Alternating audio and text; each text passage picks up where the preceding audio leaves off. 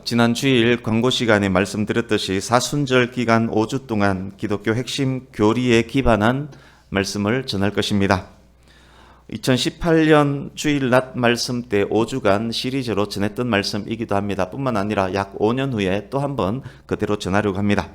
그리고 오늘 본문은 로마서 강해 때도 약 3년 전에 로마서 강해 때도 이 본문으로 전한 적이 있습니다. 성경 기록자들이 자주 사용하는 서술 방법 중에 하나가 반복 강조입니다. 반복 강조하는 이유는 그만큼 중요하기 때문입니다. 사순절 기간 동안 이 땅에 오신 예수 그리스도를 묵상하시면서 힘써 예배에 참석하시며 교리에 대한 정립도 확실히 할 수 있으면 좋겠습니다. 그리고 복음의 큰 은혜, 큰 감사를 누리실 수 있기를 바랍니다. 특히 새로이 등록하신 분들, 그리고 학습 세례 대상인 분들 5주간 꼭 개건할 수 있기를 바랍니다. 기독교는 사랑의 종교입니다. 성경 내용 전체를 단 두 음절로 압축하라라는 문제가 시험에 나왔다라고 가정하겠습니다. 답이 무엇이겠습니까? 네, 정답은 사랑입니다. 아주 훌륭한 우리 집사님. 네, 정답은 사랑입니다. 기독교 진리를 단 두 음절로 압축할 때 사랑 이상 정확한 압축은 없을 것입니다. 구약의 교회인 이스라엘에게 핵심 가치는 그런데 율법이었습니다. 율법의 압축판은 십계명입니다. 십계명의 첫 번째 부분, 첫 번째에서 네 번째 계명, 그것은 하나님과 인간과의 관계에 대한 내용입니다. 나 외에 다른 신을 두지 말라. 우상을 만들지도 섬기지도 말라. 여호와의 이름을 망령되이 부르지 말라. 안식일을 기억하여 거룩하게 지키라. 하나님과 사람 관계의 율법입니다. 두 번째 부분 5계명에서 10계명은 사람과 사람과의 관계에 대한 말씀입니다. 내 부모를 공경하라. 살인하지 말라. 간음하지 말라. 도둑질하지 말라. 내 이웃에 대해서 거짓 증거하지 말라. 탐내지 말라. 이렇게 10계명입니다. 예수님께서 신약의 교회인 성도들에게 10계명을 단 2개의 계명으로 압축해 주십니다. 네 마음을 다하고 목숨을 다하여 주 너의 하나님을 사랑하라. 내 이웃을 내 자신과 같이 사랑하라. 1에서 4계명 하나님과 사람과의 관계를 하나님을 사랑하라로 압축해 주십니다. 5에서 10번째 계명 사람과 사람 관계를 이웃을 내 몸과 같이 사랑하라로 압축해 주십니다. 그리고 말씀합니다. 이것이 온 율법과 선지자의 강령이다. 즉 이것이 성경 전체의 가르침이다 라는 의미입니다. 그래서 신구약 성경 전체를 하나님을 사랑하고 이웃을 사랑하라 라는 한 문장으로 압축할 수 있고 단 두 음절로 압축하면 사랑이 될 것입니다. 우리가 기독교 할 때 그 기독은 영어 크라이스트를 한자로 표현한 것입니다. 고등학교 때 배웠을 것입니다. 이렇게 표현하는 방법을 가차라고 합니다. 그래서 기독은 크라이스트의 한자어 표현입니다. 기독교는 사랑의 종교입니다. 기독, 즉 그리스도의 최고 가치는 사랑이라는 말입니다. 예수 그리스도는 하나님을 향한 사랑, 인간을 향한 사랑 때문에 죽으셨습니다. 예수 그리스도는 그래서 사랑 그 자체입니다. 그렇습니다. 기독교는 사랑의 종교입니다. 그런데 이상한 것이 있습니다. 하나님 자신이 사랑 그 자체인데 그리스도께서 사랑 때문에 십자가에서 죽으셨는데 하나님을 사랑하고 이웃을 사랑하는 종교가 기독교인데 그런데 지옥은 왜 있는 겁니까? 사랑과 지옥이 어떻게 어울릴 수가 있습니까? 사랑 자체이신 하나님께서 왜 지옥을 만드셨고 사랑 자체이신 하나님께서 어떻게 사람들을 지옥에 보낸다는 말씀입니까? 사랑이신 하나님께서 어떻게 구더기도 죽지 않고 영원히 불도 꺼지지 않는 그곳, 불과 유황으로 고통받는 그곳에 사람을 막 던져 넣는다는 말입니까? 그런 하나님이 어찌 사랑과 자비의 하나님이란 말입니까? 옛날 어떤 나라에 어떤 임금이 있었습니다. 사랑과 자비와 용서가 특출한 임금이었습니다. 묻지마 폭행으로 이웃에게 10주 중상을 입힌 깡패가 임금 앞에 붙잡혀 왔습니다. 사랑 많은 임금이 죄인의 눈을 보았습니다. 반짝이는 죄인의 눈빛이 굉장히 처근해 보입니다. 그래서 명령을 내립니다. 용서해 주라. 칼 들고 이웃집에 들어가서 물건을 훔친 강도가 붙잡혀 왔습니다. 자비가 많은 임금이 또 명령 내립니다. 용서해 줘. 층간소음으로 잠이 깬 것이 그것에 분노해서 어떤 사람이 위청 일가족을 살해했습니다. 사랑과 자비가 많은 이 임금, 죄인의 눈이 사슴의 눈처럼 반짝입니다. 또 명령 내립니다. 용서해 주라. 여러분, 이 임금이 다스리는 나라를 어떻게 생각하십니까? 이 나라가 제대로 설 수 있겠습니까? 절대 바로 설 수 없습니다. 그렇습니다. 사랑은 반드시 의에 기초해야만 하는 것입니다. 공의가 없는 사랑은 사랑이 아닙니다. 아들 사랑하기 때문에 도둑질해도 용서하고 옆집 할아버지 수염 잡아 뜯어도 용서한다면 그 사랑은 사랑이 아닙니다. 결국 어떻게 됩니까? 그 아들이 나중에 부모를 팹니다. 반대도 마찬가지입니다. 피도 눈물도 없고 용서와 자비는 생각도 할 수 없는 임금이 있다라고 가정하겠습니다. 죄인이 용서를 빌건 말건 눈 흘겼다는 이유로 감옥에 집어넣어버리고 사흘 굶어서 배고픈 노인이 빵 한 개 훔쳤다는 이유로 곤장 때려서 감옥에 집어넣는 임금이 있다면 그 임금의 나라도 바로 설 수 없습니다.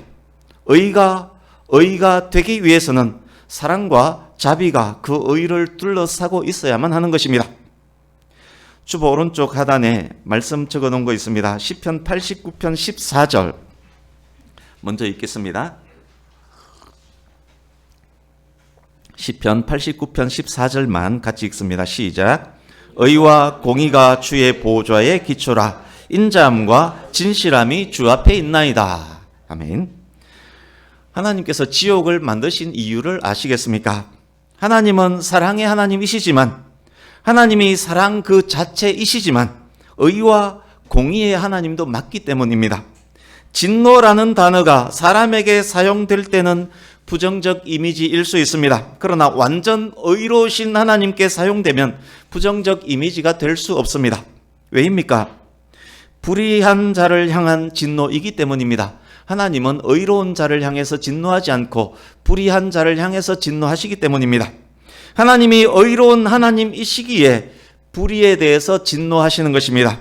진노의 정당성은 진노자가 의로울 때 주어지는 것입니다. 하나님은 사랑이시지만 용서받지 못한 죄인들에게는 매우 엄격한 분입니다. 하나님은 사랑이시지만 동시에 거룩하신 분이기 때문에 죄인들에게는 진노하시는 하나님이십니다. 그러기에 죄인은 하나님 앞에 갈 수 없습니다. 의로운 하나님이기 때문에 죄인은 하나님 앞에 절대 갈 수 없습니다. 하나님 자체가 소멸하는 불이십니다. 죄인이 하나님 앞에 간다는 것은 뜨거운 용광로 앞에 티끌이 가는 것과 같습니다. 하나님 앞에서 죄인의 운명은 죽음입니다. 여기서 또 하나의 질문이 나올 수 있습니다. 하나님께서 죄인을 용서하지 않으시는 하나님이라면 매일 뉴스를 장식하는 저 나쁜 사람들은 왜 그대로 있는 것이며 악하고 악한 사람들이 오히려 더 잘 먹고 잘 사는 것은 무슨 이유며 착하고 도덕적으로 사는 사람들 중 가난한 자들이 많은 이유는 또 무엇이며 법 없이도 살 사람들이 멸시천대 받으며 사는 이유는 또 무엇이냐? 하나님이 계신 것 맞냐? 하나님이 공의로운 것 정말 맞냐? 사순절이 시작되었습니다.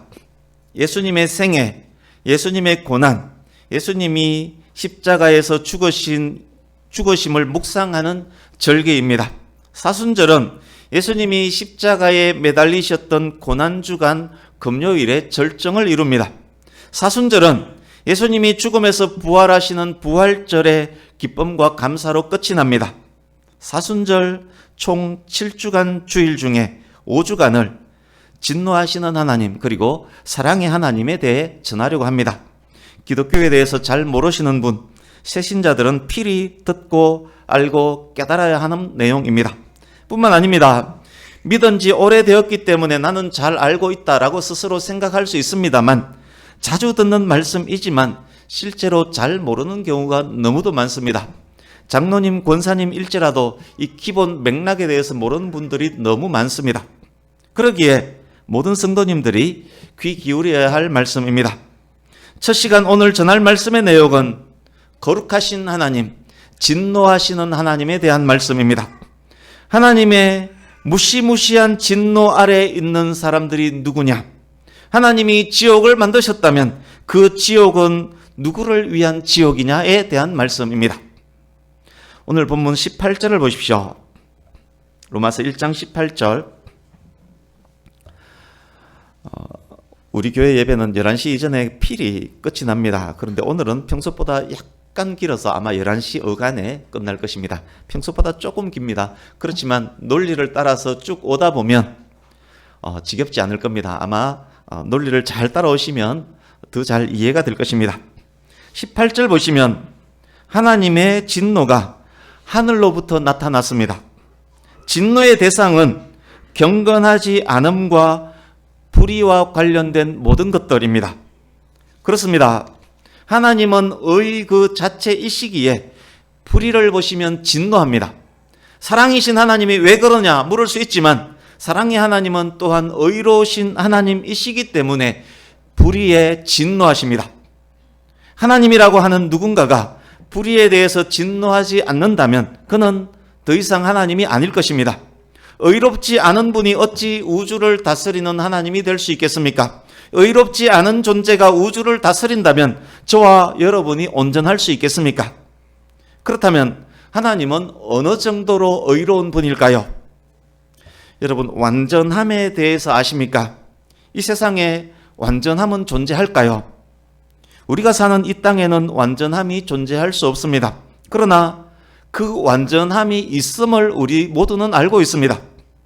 순도 100%의 금은 이 땅에 존재할 수 없습니다. 몇 번의 재련의 과정을 거칠지라도 금이 완성되는 과정에서 전자현미경으로 겨우 볼 수 있는 작은 먼지 하나만 들어가도 100%가 아니기 때문입니다. 그러나 우리는 압니다. 순도 100%의 순금이 있음을 우리는 알고 있습니다. 하나님은 완전히 의로운 분입니다. 하나님은 100% 공의로운 분입니다. 그런 하나님이 불의를 용납할 수 없는 것 당연하지 않겠습니까? 그런 하나님이 불의로운 자를 품을 수 없는 것 역시 당연하지 않습니까? 하나님께서 만약 아주 작은 불의라도 용납하신다면 그 순간 하나님은 순도 100% 완전한 의로운 분이 아니 되기 때문에 하나님은 불의를 용납할 수 없습니다. 조금의 불의도 용납할 수 없습니다. 완전 의로우신 하나님께서 불의에 대해서 진노하십니다. 조금의 불의도 용납할 수 없으신 하나님의 무서운 진노입니다. 18절 다시 보십시오. 하나님 진노의 대상은 누구입니까? 약간의 불의, 전자현미경으로도 겨우 볼 수 있는 불의일지라도 그 불의에 대해서 하나님은 진노하십니다. 그렇습니다. 그러기에 하나님 진노의 대상은 전 인류입니다. 누구도 하나님 진노에서 벗어날 수가 없습니다. 인간은 타락했기에 타락한 인간은 불의하기 때문에 누구나 하나님 진노의 대상입니다. 19절에서 20절 보십시오. 18절을 통해서 전 인류가 하나님 진노의 대상임을 말했습니다. 그것을 들은 누군가가 따져 묻습니다. 하나님이 어디 있는데? 모든 인류의 불의에 진노하시는 그런 분이 있다는 거 나 들어보지 못했다. 그때 바울 사도가 대답합니다. 몰랐다고? 웃기지 마라. 사람은 영적 존재다. 하나님의 형상으로 지음받은 존재다. 우주를 보고 생각하고 명상만 해도 그 속에 하나님을 발견할 수 있는 지성을 가진 존재가 사람이다. 지금 주일학교에서 천지를 창조하신 하나님에 대해서 가르치고 있습니다. 주일학교 학생들도 압니다. 천지를 창조하신 하나님이 있다는 것 논리적으로 생각해보면 압니다. 하늘과 별과 바람과 나무와 잡초를 보기만 해도 하나님을 알 수 있습니다.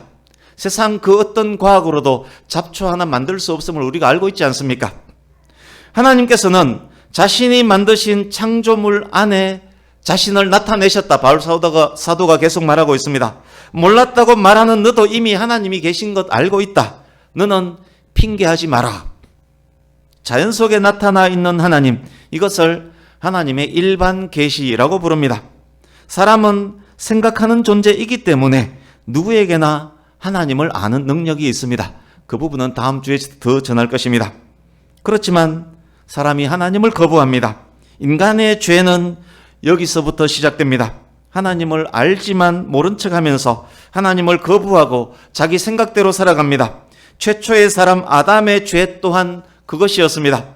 먹음직하고 보암직하고 탐스러운 것으로 인해 하나님의 말씀을 외면했습니다. 스스로 지혜로 결정했지만 그것은 어리석은 것이었고 죄였습니다. 하나님이 계신다는 것을 알지만 그것을 외면한 사람에게 가장 먼저 나타나는 마음이 있습니다. 하나님 외에 다른 경배 대상을 찾는 것입니다. 다른 무엇을 하나님으로 만들어서 숭배합니다. 거룩하시고 완전하신 하나님을 송아지 형상으로 만들고 거기에다가 금을 부어 하나님이라고 섬깁니다. 하나님에게는 등을 돌리고 스스로 주장하며 하나님으로부터 독립을 선언합니다. 그것을 스스로는 지성이라고 하고 이성이라고 하고 철학이라고 하고 종교라고 주장합니다. 그렇지만 그것은 결국 자신이 하나님의 피조물임을 거부하는 어리석은 짓입니다.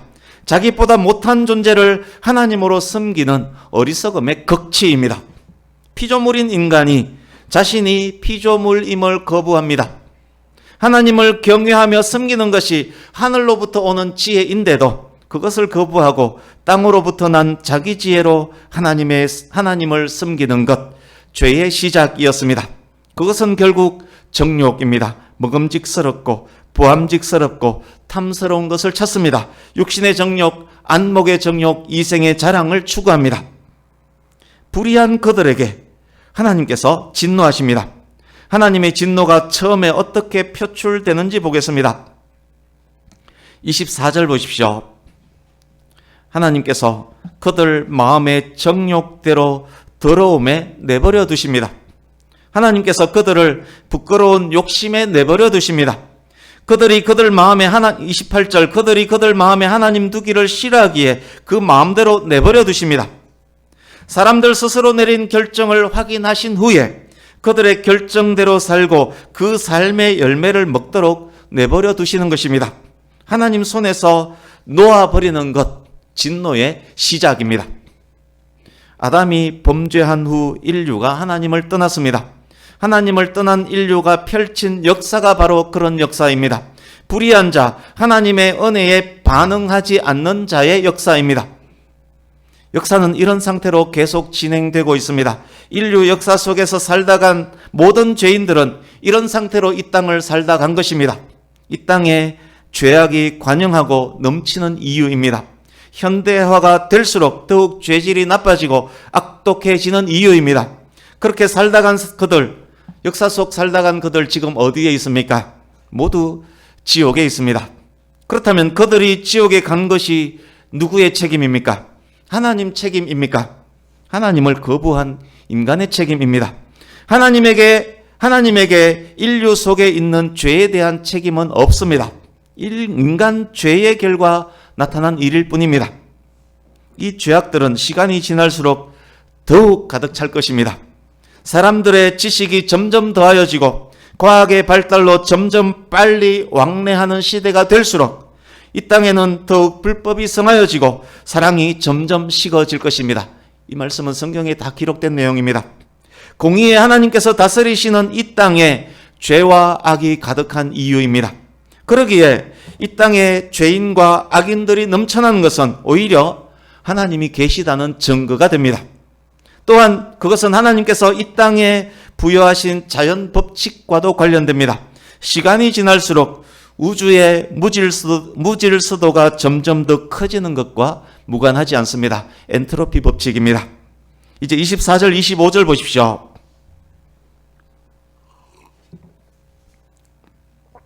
하나님을 거부한 불의한 자가 제일 먼저 범하는 죄에 대한 언급입니다.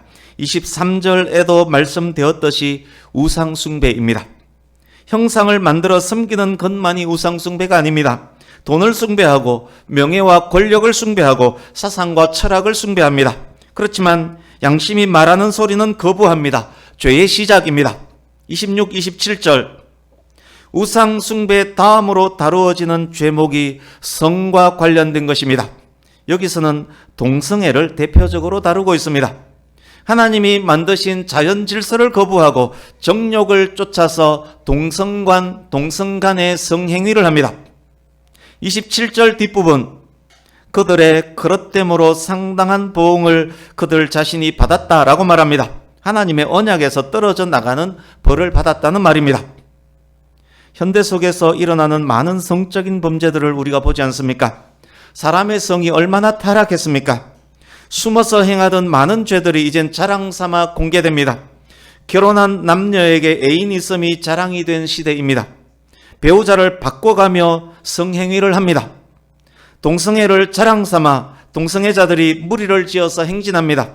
동성애 프레이드에 타락한 목사가 나와서 하나님은 사랑이시기에 자신은 동성애를 지지한다라고 외칩니다. 수간, 짐승과 행위를 하는 수간도 공공연히 인터넷에서 떠돌아다닙니다. 인터넷, 인공지능, 생명공학 발달과 겸하여 성과 관련된 죄는 더욱 타락할 것입니다. 이미 왔습니다. 우리 세대 이후 여러분의 자녀, 손자 세대에는 엄청난 일들이 일어날 수 있습니다. 어느 날 사랑하는 아들이 다른 집 아들을 데려와서 며느리라고 인사시킬 겁니다. 어느 날 사랑하는 딸이 다른 집 딸을 데려와서 사위라고 인사시키는 일도 있을 수 있습니다. 홀로그램을 불러내어서 그것과 성행위하는 일들, 로봇 인간과 성행위하는 일들이 집집마다 있을 것입니다. 얼마 남지 않았습니다. 28절에서 31절 보십시오.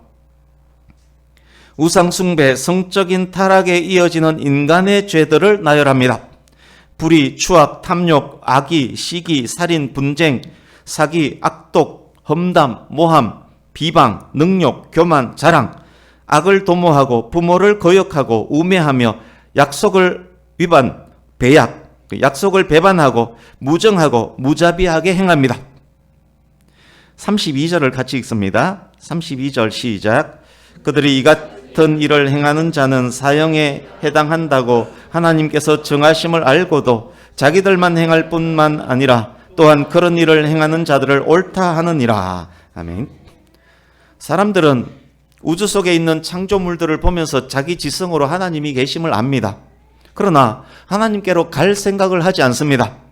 하나님 안에서 참 자유를 누리기보다는 자기들 생각대로 브레이크 없는 자유를 누리기를 더 원합니다. 하나님을 떠나서 자기 생각에 옳은 대로 막 행합니다. 불의를 행하는 자들이 그렇지만 아는 것이 있습니다. 하나님이 계심을 자기 지성으로 알기 때문에 자기들이 행하는 죄가 죽을 죄임을 스스로는 압니다. 스스로 양심이 압니다. 하나님께서 이것을 범하는 날에는 반드시 죽으리라 창세기에서 말씀하신 것도 양심이 압니다. 하나님께서 죄의 삭선 사망이라고 정하셨음도 압니다. 자기들의 죄는 사형에 처할 죄임을 알고 있습니다. 자기들이 결국 지옥에 갈 것임을 알고 있는 것입니다. 그런데 그것을 아는 그들이 악을 계속 행합니다. 뿐만 아닙니다. 자기들이 죄를 행할 뿐만 아니라 타인들이 죄를 지을 때 옳다 합니다. 다른 사람의 죄를 승인하는 것입니다. 함께 죄를 범합니다. 선악과를 먹게 되면 반드시 죽게 될 것임을 알면서도 하와를 유혹한 아담의 행태, 뱀의 행태, 그들도 본받고 있습니다. 죄 짓는 사람보다 옳다 하며 죄를 부추기는 것은 더 큰 죄가 아닙니까? 결국 죄는 더욱 파괴적으로 세상에 가득하게 됩니다. 사람이 죄를 다스리는 것 같지만 절대 그렇지 않습니다. 죄가 사람을 다스리고 있습니다. 죄를 짓는 모든 사람들은 이미 죄의 종이 된 것입니다. 본문 로마서 1장 18절에서 32절 말씀의 주요 대상들은 이방인들입니다. 바울의 말을 어떤 유대인들이 여기까지 들었다라고 가정해 보겠습니다. 그 유대인이 분명 이런 말을 했을 것입니다. 당연하지. 범죄한 이방인, 하나님 곁에 갈 수 없는 이방인들, 그들의 불의로 그들이 사망에 이르는 것은 당연하고 당연하다. 분명 유대인들은 그렇게 답했을 것입니다. 그런데 2장 1절 보십시오. 2장 1절. 말을 듣는 대상이 2장부터는 유대인들로 바뀝니다. 바울 사도가 유대인들에게 말합니다. 남을 판단하는 너희여, 그렇다면 너희들은 잘하고 있느냐? 2장 13절 보십시오. 율법을 듣고 알기만 하는 너희들 역시 의인이 아니다. 율법을 행하는 자라야 의인이다. 2장 1절부터 3장 8절까지 말씀의 대상은 유대인들입니다. 도덕적으로 산다고 자부하는 그들에게 말합니다. 너희들이라고 다른 줄 아느냐? 너희도 똑같다. 이방인들은 율법 없이 망하고 유대인들은 율법으로 말미암아 망한다. 3장 9절 보십시오. 유대인이나 이방인이나 다 똑같다. 다, all, every, 다 죄 아래 있다. 그렇습니다. 불의는 유대인이라고 다르지 않습니다. 어쩌면 율법을 아는 유대인이기에 그들의 죄는 더 클 것입니다. 결국 오늘 본문은 모든 인류를 대상으로 하신 말씀입니다. 그렇다면 여러분은 어떻습니까? 지금부터 제가 말하는 여러분은 거듭나지 않은 상태의 여러분에게 드리는 말입니다. 예수님을 모르고 믿지 않는 상태에 있는 여러분에게 드리는 말씀입니다. 이미 예수님을 믿어 성도가 된 분일지라도 과거의 나, 믿기 전의 나, 만약 믿지 않았다면 이라는 가정하에서 들으시기 바랍니다. 여러분 역시 하나님의 거룩하심 앞에 있는 인류 아닙니까? 여러분의 건강, 여러분의 선한 행위, 여러분의 노력, 여러분의 의 등등 그 어떤 것으로도 하나님의 진노에서 피하게 할 수 없습니다. 그 어떤 것으로도 여러분을 지옥에 떨어지지 않도록 만들어줄 수 없습니다. 왜인지 아십니까? 아무리 선하다 할지라도 하나님의 100% 완전한 의를 만족시킬 수 없기 때문입니다. 죄 없는 인간은 단 한 명도 없기 때문입니다. 여러분은 하나님의 진노를 피할 길이 없습니다. 여러분은 지옥의 운명을 피할 길이 없습니다. 하나님은 두렵고 무서운 하나님이기 때문입니다. 그렇다고 하나님께서 여러분들에게 일말의 동정이라도 베풀 줄 아십니까? 어림도 없습니다. 완전 거룩하신 하나님께서 죄인에게는 동정을 베풀지 않습니다. 오히려 여러분 속에 있는 죄를 보시고 진노, 분노하십니다. 여러분은 멸망해서 지옥에서 피할 길이 없습니다. 날마다 시마다 죄인을 향한 하나님의 진노는 차곡차곡 여러분들 위를 덮고 있습니다. 죄인의 상태는, 그래서 하나님을 모르는 죄인의 상태는 이토록 비참한 상태입니다. 그 많은 죄들을 가지고 어떻게 하나님께 갈 수 있겠습니까? 그런 죄들을 가지고 어떻게 완전 의로우신 하나님 앞에 여러분이 갈 수 있다는 말입니까? 어림도 없습니다. 여러분들을 위해 준비된 지옥이 여러분들에게 가장 적합한 곳입니다.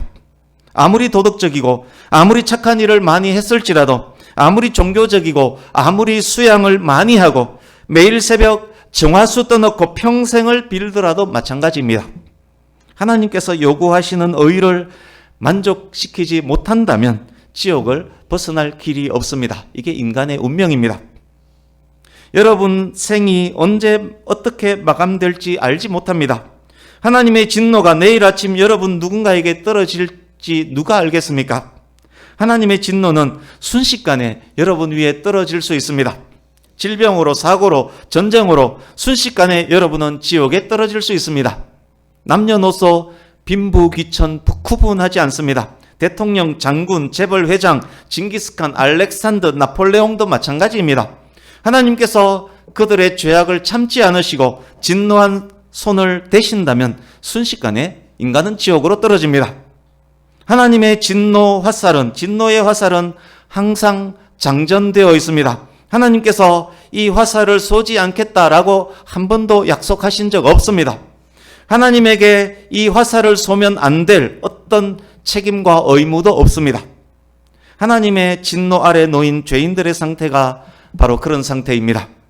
하나님의 진노 아래 놓인 죄인의 상태가 이토록 비참합니다. 하나님을 믿지 않는 죄인들이 여기까지 말을 듣고 저에게 이런 질문을 다시 할 수 있습니다. 그 듣자 하니 거시기 하네요. 내가 뭐 그렇게 죽을 죄를 지었습니까? 좋소, 그것이 사실이라고 합시다. 그것이 사실이라면 세상에 정말 흉악한 죄인들이 왜 온 땅에 널려 있는데요? 하나님은 왜 그 많은 죄인들 당장에 지옥에 보내지 않습니까? 여전히 죄인들이 잘 먹고 잘 살며 떵떵거리고 있지 않습니까? 말씀드리겠습니다. 그것은 창조주 하나님의 뜻이요 하나님의 주권입니다. 죄인들은 지금 당장에 지옥에 떨어질 수 있습니다. 여러분들이 죄 문제 해결받지 못한 죄인이라면 지금 당장에 지옥에 떨어질 수 있습니다. 흉악무도한 죄인들은 더더욱 말할 것도 없습니다. 그렇지만 당장 지옥에 떨어지지 않도록 붙잡아 주는 것 역시 하나님의 뜻, 하나님의 주권입니다. 죄인들이 어느 순간에 지옥에 가게 될 것인지는 완전히 하나님의 뜻에 달려 있습니다. 어느 날, 어느 때, 어떤 방법으로 지옥에 떨어질지는 하나님의 주권입니다. 우리 로마서 9장 22절을 같이 읽어보겠습니다. 로마서 9장 22절 같이 읽습니다. 시작. 만일 하나님이 그의 진노를 보이시고 그의 능력을 알게 하고자 하사 멸하기로 준비된 진노의 그릇을 오래 참으심으로 관용하시고, 아멘. 그래도 매 순간 그들을 보존해 주고 있는 것은 하나님의 자의적인 뜻, 하나님의 오래 참으심 때문입니다. 그렇습니다. 그것 또한 하나님의 뜻, 하나님의 주권입니다. 하나님과 아무 언약을 맺지 않는 그들이기 때문에 그들을 보호해 주어야 할 의무가 전혀 없는데도 하나님께서 죄인들을 당장 지옥에 보내지 않는 것은 하나님의 오래 참으심 때문입니다. 불의한 자들이 지금 당장에는 지옥에 가지 않고 있지만 악행을 행하는 그들은 멸하기로 준비된 진노의 그릇일 뿐입니다. 그들은 하나님의 진노 아래에 있는 비참한 자들입니다. 잘 먹고 잘 사는 것 같지만 사실은 가장 불쌍하고 가장 비천한 자들입니다. 주보에 있는 누가복음 12장 5절을 같이 읽습니다. 다음 주에는 이렇게 길게 하지 않겠습니다. 주보에 있는 누가복음 12장 5절 같이 읽습니다. 시작. 마땅히 두려워할 자를 내가 너희에게 보이리니 곧 죽인 후에 또한 지옥에 던져 넣는 권세 있는 그를 두려워하라. 내가 참으로 너희에게 이르노니 그를 두려워하라. 아멘. 예수님께서 죄인들에게 말씀합니다. 죽인 후에 지옥으로 던져 넣는 권세 있는 하나님을 두려워하라. 여러분들이요, 죄인들은 자기의 비참한 운명을 볼 수 있어야 합니다. 자기의 비참함을 제대로 보기 시작할 때 비로소 하나님을 향해 눈을 뜰 수 있습니다. 이제 요한복음 3장 18절 역시 주보에 있습니다. 같이 읽습니다. 시작. 그를 믿는 자는 심판을 받지 아니하는 것이요 믿지 아니하는 자는 하나님의 독생자의 이름을 믿지 아니함으로 벌써 심판을 받은 것이니라. 아멘. 이게 무슨 말씀입니까? 잘 먹고 잘 입고 잘 사는 것처럼 보이는 그들이지만 그들에게 예수 그리스도가 없다면 이미 지옥 심판을 받은 것이라는 말씀입니다. 하나님과 관계가 온전하지 못한 그들, 하나님의 진노 아래에 있는 그들은 지옥을 위해서 예비된 그릇이란 말입니다. 이제 말씀을 마무리하려고 합니다. 그래서 우리에게는 예수님이 필요한 것입니다. 반드시 필요합니다. 하나님께서 요구하시는 의를 만족하는 것은 오직 예수님을 통해서 가능하기 때문입니다. 하나님의 진노 아래에 있는 비참한 상태를 벗어나는 길은 오직 예수님밖에 없습니다. 하나님은 진노하시는 하나님이시지만 또한 사랑의 하나님이십니다. 사랑의 하나님께서 인간이 이 비참한 상태에서 벗어날 길을 예수님을 통해서 준비해 놓으셨습니다. 사람 스스로는 도저히 얻을 수 없는 생명의 길을 중보자 예수님을 통해서 만들어 주신 것입니다. 성도님 여러분, 왜 예수님께서 십자가를 지셔야만 했을까요? 전지전능하신 하나님이 그냥 나 너 용서한다 라고 말씀하면 될 일을 굳이 왜 하나님인 예수님께서 인간이 되셔서 그 모진 십자가를 지셔야만 했습니까? 그것이 하나님의 사랑입니다. 독생자 아들을 죄인들을 위해서 십자가에 죽게 하기까지 내어주신 하나님의 사랑입니다. 왜 십자가만이 길인 줄 아십니까?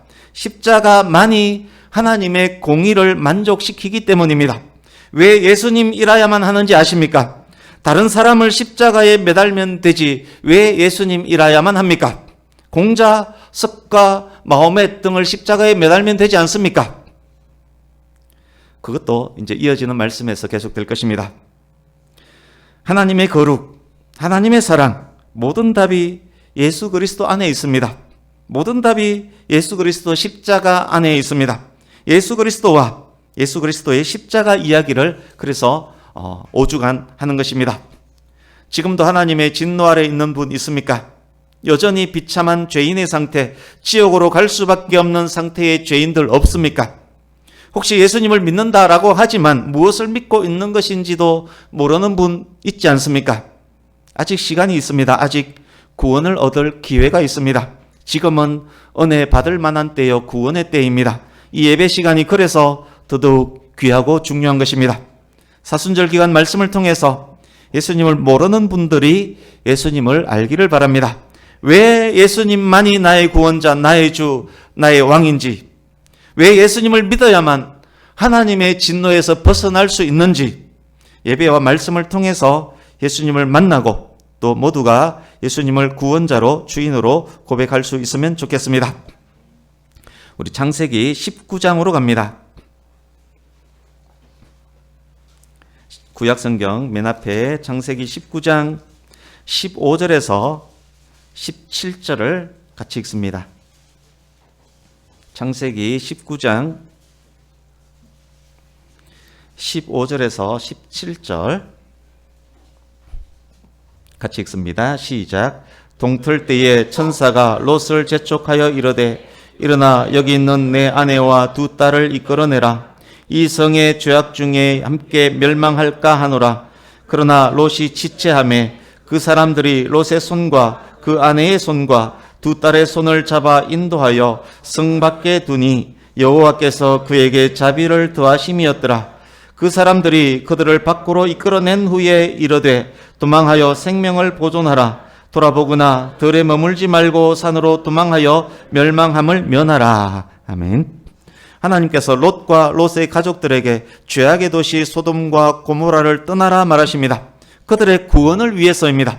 그러나 꾸물꾸물합니다. 하나님께서 손으로 그들을 이끌어내시면서 조금 더 시간을 주셨습니다. 하나님께서 오래 참으심으로 기다리신 것입니다. 결국 소돔과 고모라를 떠났고 그들은 구원을 받습니다. 이 중에도 그런 분이 계실지 모릅니다. 지금까지 하나님께서 오래 참으심으로 기다려 주셨습니다.